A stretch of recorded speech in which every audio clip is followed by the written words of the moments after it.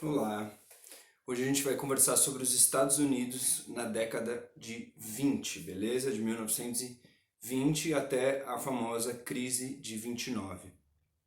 É importante lembrar que os Estados Unidos se tornaram uma grande potência econômica a partir da Primeira Guerra Mundial, com a substituição aí através das suas exportações do que antes era produzido no mercado interno europeu, né?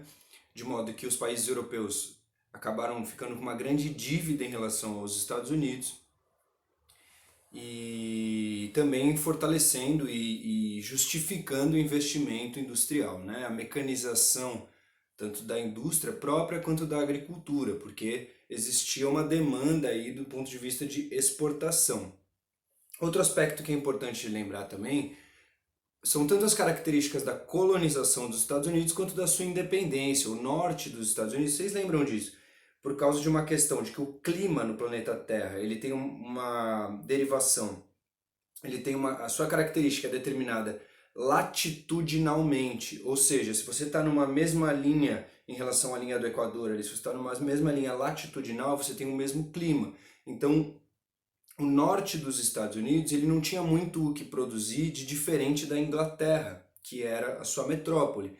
Então o sul dos Estados Unidos, que aí sim tinha uma região, um clima diferente, foi muito explorado, teve escravidão, enquanto o norte dos Estados Unidos foi uma colônia que a gente costuma chamar de povoamento, tá? Eles não eram super explorados pela metrópole, não existia muita atuação da metrópole nessa região. De modo que se desenvolveu uma classe média, organizações próprias nessas regiões e com o advento dos ideais iluministas, quando a Inglaterra, que perdeu batalha para a França, entrou em guerras com a França e acabou precisando de novos recursos e quis explorar essas regiões, cobrar novos impostos e tal, acabou promovendo aí a reação norte-americana em termos iluministas da sua fundação, da sua independência, certo? Então os Estados Unidos já foi fundado como um país, uma nação baseada em princípios liberais iluministas, tá? Principalmente no norte. O sul ainda houve a guerra civil durante o século XIX entre o norte e o sul, que o norte acabou vencendo, o sul ainda era escravista, ainda tinha uma mentalidade diferente de exploração, etc., enquanto o norte era progressista, iluminista e tinha aí os seus próprios critérios, sua própria movimentação, tá? Essa década de 20 dos Estados Unidos, ela acabou sendo marcada como o auge econômico que uma nação poderia encontrar, porque basicamente, além dessa substituição, além dessa exportação para os países europeus que se destruíram durante a guerra, a gente tem aí um alto grau de investimento das próprias classes médias. Os bancos, eles facilitaram a tomada de crédito, tá? O governo era do Partido Liberal, e que é o republicano, né? Existem os republicanos e os democratas, era um governo republicano, essencialmente liberal, que defendia uma não intervenção do Estado na economia, tá? A lógica da mão invisível do mercado, do liberalismo econômico, de que o Estado não tem que se meter nas questões aí de salário, de emprego, de produção, de que a economia tem que meio que mover a si mesma, tá? E, portanto, essa década de 20 dos Estados Unidos, ela foi um grande laboratório do liberalismo econômico, em que você deixa o mercado se autogerir, se autorregular, tá? Com pouca intervenção política do governo, do Estado, nas questões econômicas. E foi um momento de grande progresso econômico, tá? O Estado já tinha ficado muito mais rico com essas exportações para a Europa, e nesse momento a população, a classe média se tornou empreendedora, surgiu aí uma lógica, uma postura de empreendimento, de investimento através principalmente de crédito tomado com os bancos, beleza? E também se desenvolveu o mecanismo de prestações, de pagar parcelado, tá? Então o que acontece é que basicamente a classe média ela vai passar, ela cresce muito, muita gente se torna milionária do dia para a noite com esses investimentos e essa classe média vai passar a ter acesso a eletrodomésticos, principalmente. Vai ser um momento de grande empolgação, de otimismo em relação aí ao progresso, à indústria, às novas tecnologias. Culturalmente vão ter grandes consequências e vão ter grandes aspectos. Aí a década de 20 ela é marcada pelo modernismo cultural em muitos lugares do mundo. Nos Estados Unidos, com essa empolgação do progresso, em outros lugares se opondo às estruturas anteriores, aqui como a Semana de Arte Moderna no Brasil.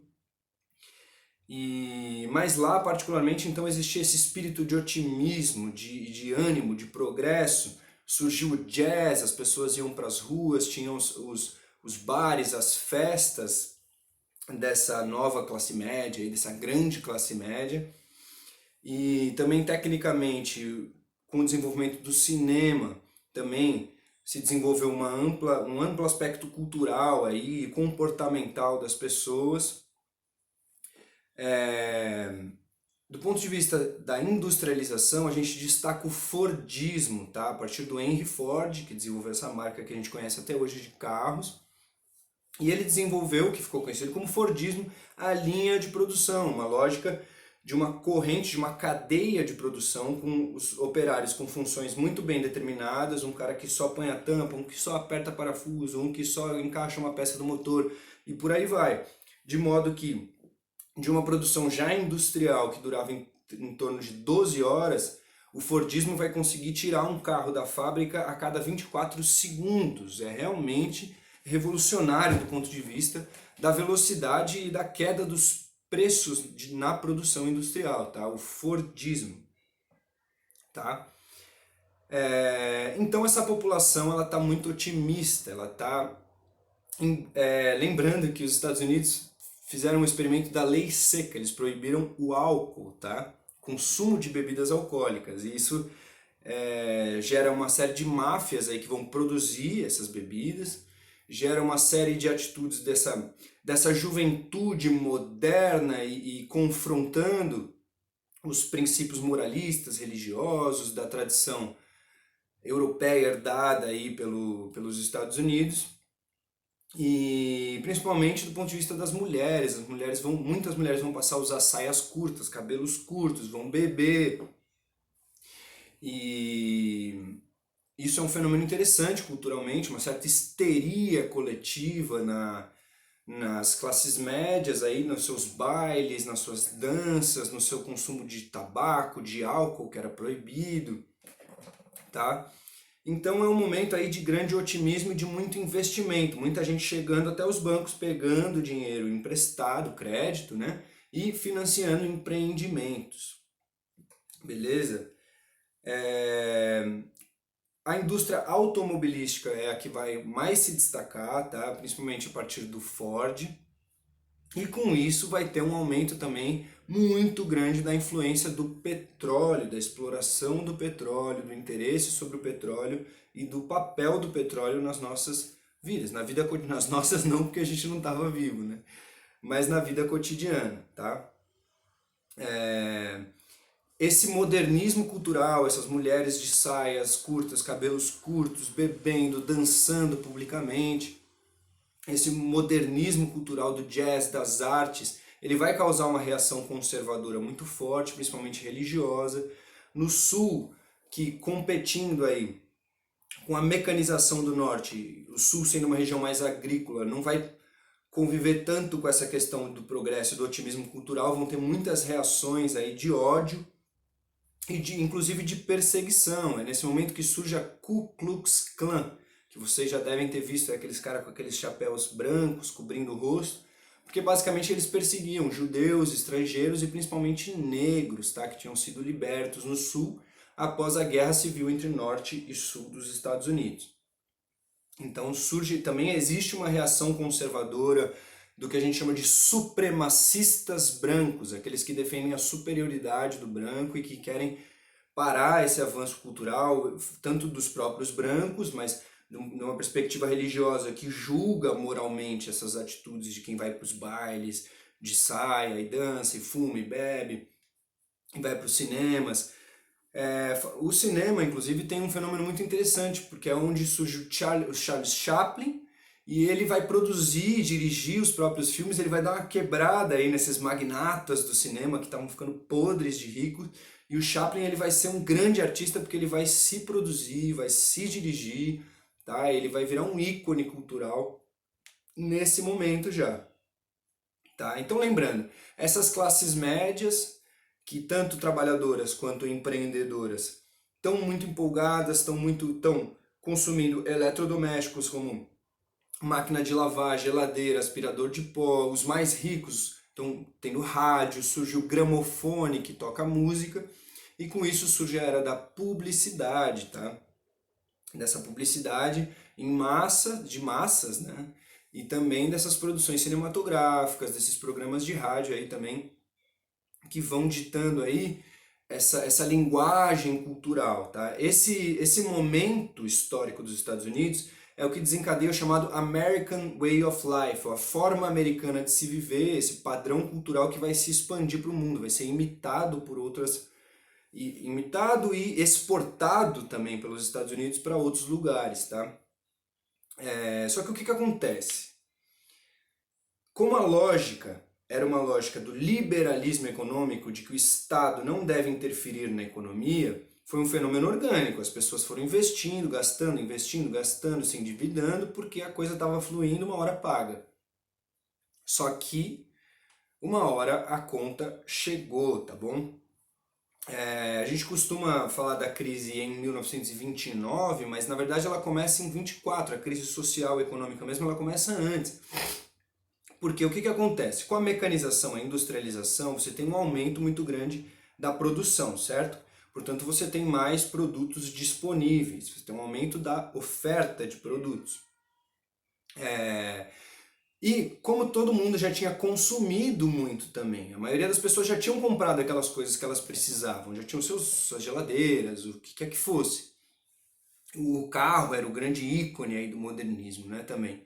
Mas enfim, as pessoas já tinham consumido muito, a mecanização tinha aumentado muito a oferta de produtos, e quando você tem muito produto disponível, os preços caem, correto? Se eu tenho uma caneta só no mundo, ela vale bilhões. Se eu tenho bilhões de canetas, elas valem pouco.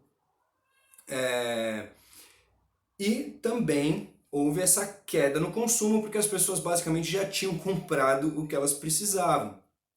Então você tem um aumento da oferta dos produtos, uma baixa nos preços e uma baixa no consumo. Porque a baixa no consumo de novo, porque as pessoas já tinham comprado basicamente tudo que elas queriam. Isso gera um ciclo de desemprego, tá? Se não tem mais para quem vender, você não contrata mais as pessoas para produzir. E, portanto, você tem um ciclo de falências. Muitas pessoas e muitas empresas vão falir, porque já não tem mais para quem vender. E os preços já estão muito baixos, tá? Outro fenômeno que vai levar de falências, que é muito importante, é a gente pensar em termos dos bancos, pensar que existiam muitos bancos, e se esses bancos emprestaram dinheiro para as pessoas investirem, e agora as pessoas faliram, as pessoas não vão pagar os bancos, correto? Se as pessoas não têm mais dinheiro para pagar suas dívidas, elas não vão pagar os bancos. Outras pessoas vão até os bancos e vão retirar o seu dinheiro de lá, porque elas estão precisando. Sei lá, perdeu o emprego, vou retirar o dinheiro que eu tinha guardado no banco. Então, muitos bancos vão falir também, tanto por gente que não paga, quanto por gente que está retirando o seu dinheiro de lá. Então, é uma crise que vai ser sistêmica, ela vai desestruturando aos poucos a economia de dentro para fora, essa economia meio que implode, digamos assim. Foi tanta produção, mas tanta produção, que a gente chama de superprodução, aliada ao subconsumo, a uma queda nos consumos, a baixa dos preços também, gerando um ciclo de falências e desemprego, tá? Isso vai se alongando durante a década de 20, tá? Lembrando, essa época do capitalismo ela é conhecida como o capitalismo monopolista. Se o mercantilismo, o capitalismo comercial da Idade Moderna foi um momento de acumulação, esse era um momento de monopolização, daqueles que acumularam mais, investindo agora para juntar cada vez mais, ficar cada vez mais poderosos. Isso justifica o imperialismo, entre outras medidas econômicas que vocês já ouviram falar, mas particularmente a gente destaca o surgimento do sistema financeiro, da bolsa de valores, aquele grande cassino onde as pessoas especulam sobre o valor das empresas, as pessoas compram parte de ações das empresas, que é uma abstração, é uma ideia, você pensa num 100% da empresa, aí você compra, vamos supor, 1% das ações, você tem 1% do lucro dessa empresa trimestralmente, semestralmente, depende. Tá? Então esse mecanismo da especulação da bolsa de valores é isso que vai ter o seu crash, a sua quebra em 1929, tá? É do ponto de vista especulativo do sistema financeiro, daqueles grandes barões que iam até principalmente o núcleo de Wall Street, tá?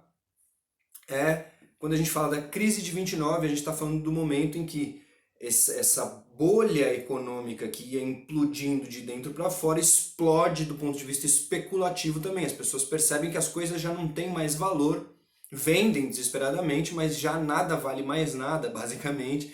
É uma crise prática que chega no mundo especulativo, no mundo desse cassino, desse grande jogo de azar, desse jogo de risco que são as bolsas de valores.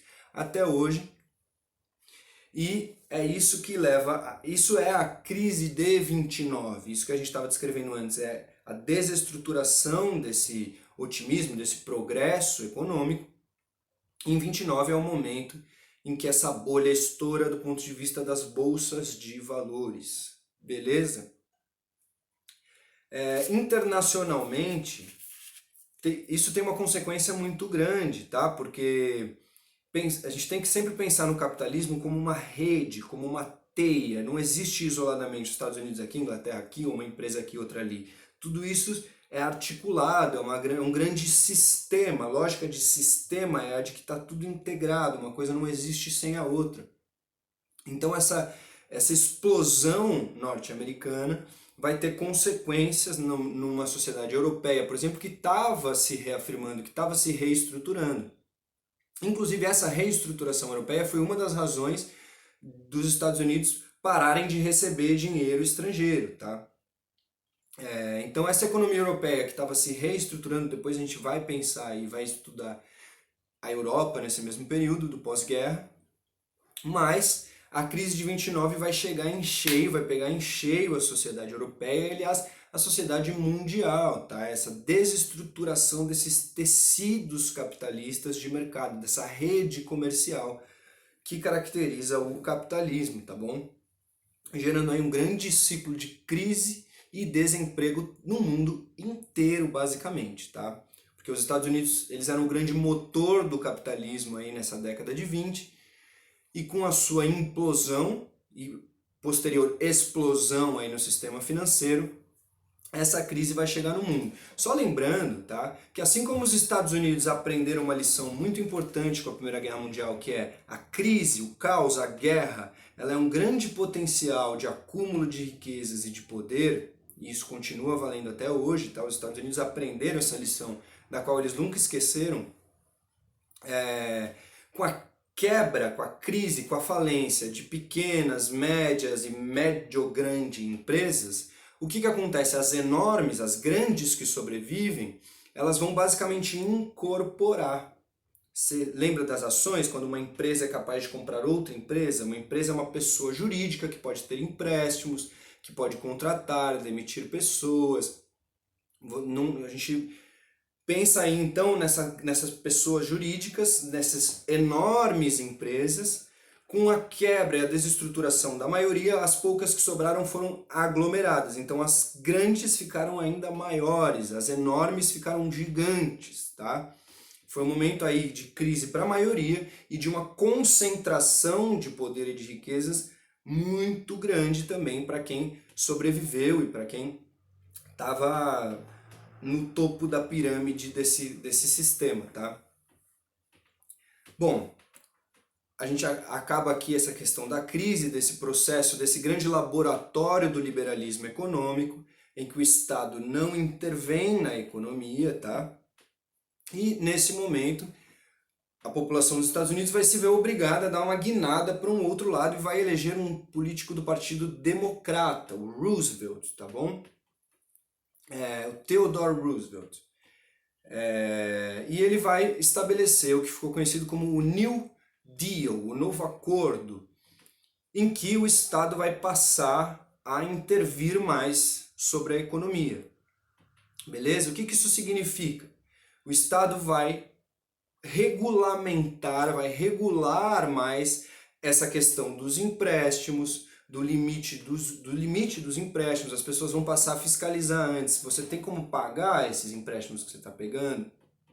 Vai ter uma maior fiscalização sobre diversos elementos, sobre a produção, para você evitar a superprodução. Se você produz demais, os preços caem, correto?